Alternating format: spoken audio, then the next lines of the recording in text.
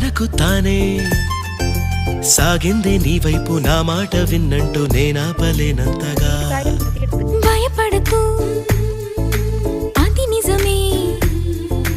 వస్తోంది ఈ మార్పు నీ కోతి చిందుల్ని నాట్యాలుగా మార్చగా నన్నింతగా మార్చేందుకు